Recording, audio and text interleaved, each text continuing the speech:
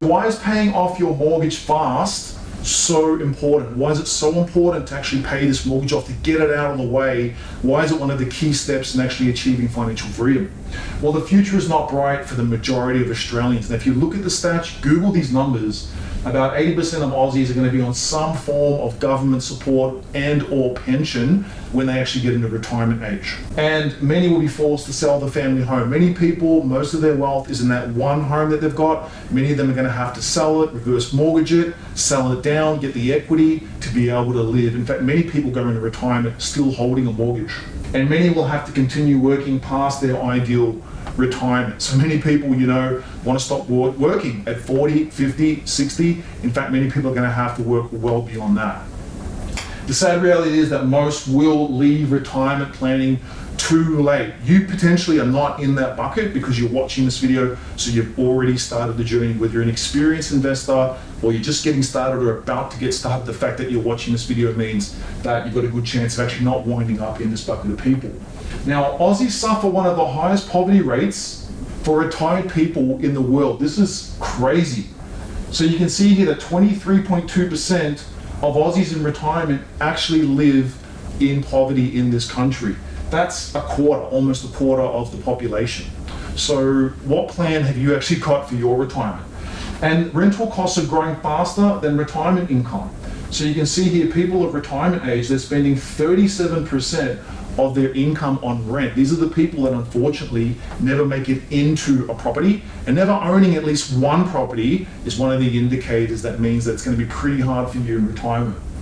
27.5% of Aussies still have a mortgage of $185,000 at age 55. So what's actually happening is we're getting to the later years of life and we should be winding up and going on to actually enjoy life. But we're getting to age 55, we've still got $185,000 of mortgage left to pay. Think about it, you've got some superannuation set aside, you're probably gonna have to use that super to wipe away this mortgage if you want to retire debt-free.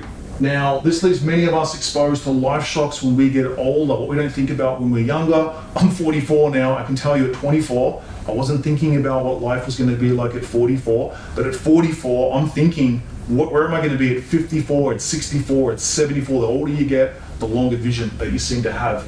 But as we get older, different things can come up, redundancy and unemployment, and maybe not being able to get back into the workforce.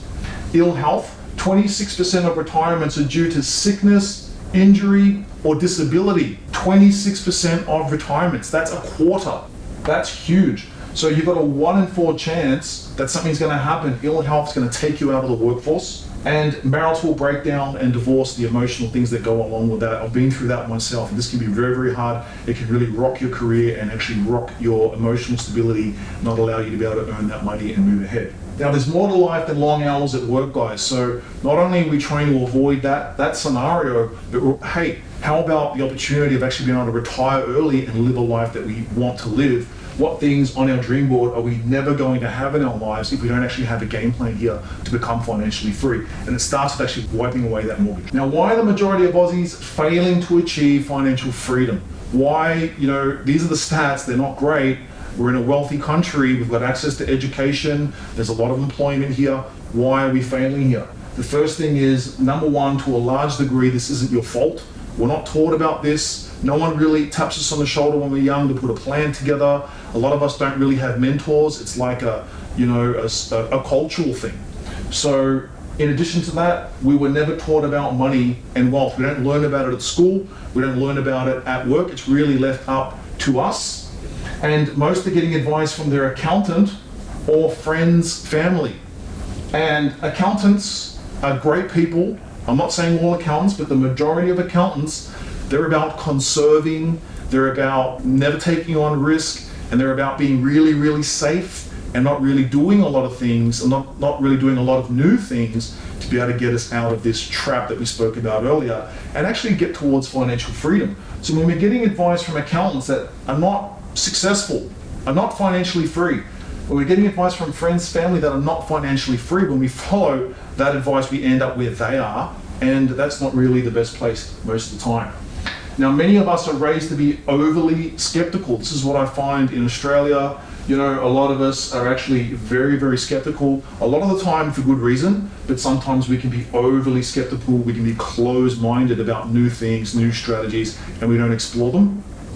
And as a result, the majority of us do not have a financial freedom plan. The actual big reason, the main reason, is that we don't have a plan. And not having a plan means failure.